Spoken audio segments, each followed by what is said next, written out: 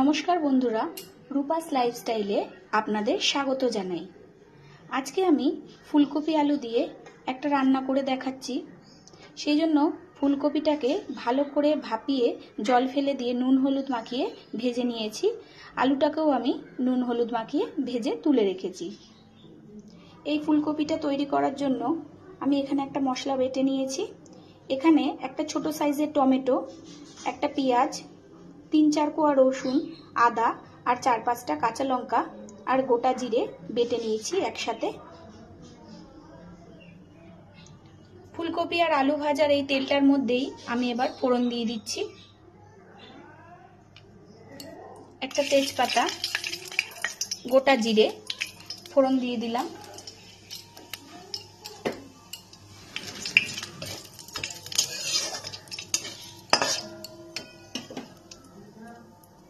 ফোড়নটা একটু ভাজা ভাজা হয়ে গেছে। এবার আমি এর মধ্যে বেটে রাখা মশলাটা দিয়ে দিচ্ছি। মশলাটাকে ভালো করে আমি কষিয়ে নেব। এইবার এই মশলাটার মধ্যে আমি নুন, হলুদ আর সামান্য একটু চিনি আর কাশ্মীরি লঙ্কার গুঁড়ো এর মধ্যে দিয়ে দিচ্ছি।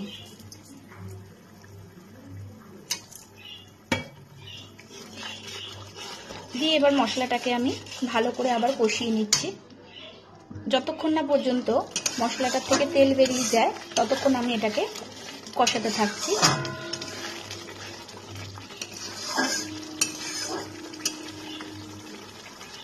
মশলাটাকে ভালো করে কষানো হয়ে গেছে।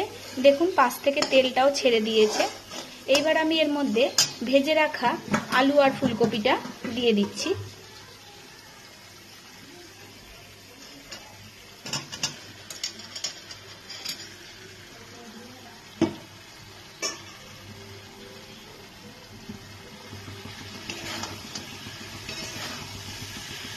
আলু আর ফুলকপিটাকে দিয়ে কিছুক্ষণ আমি কষিয়ে নেব।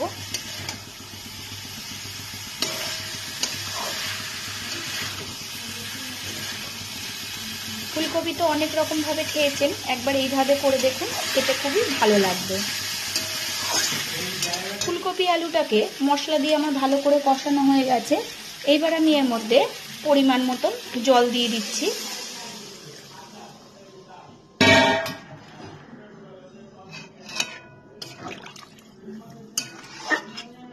জলটা দিয়ে দিলাম।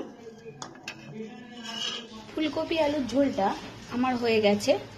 আলু আর ফুলকপি ভালোভাবে সেদ্ধ হয়ে গেছে। এবার আমি এর ওপর থেকে গরম মশলার গুঁড়ো দিয়ে দিচ্ছি।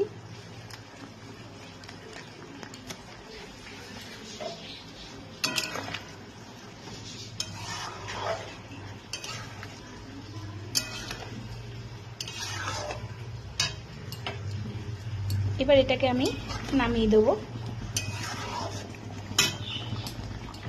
দেখুন ফুলকপি আলুর ঝোলটা আমার তৈরি হয়ে গেছে। আর কাশ্মীরি লঙ্কার গুঁড়ো আর টমেটোটা দেওয়ার জন্য কালারটা দেখুন কত সুন্দর হয়েছে।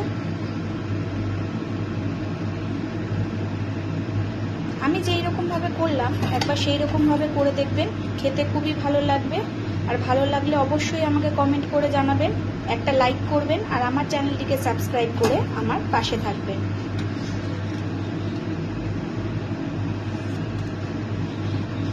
এটা রুটির সাথে, ভাতের সাথে, দুটোর সাথেই এটা ভালো লাগবে খেতে।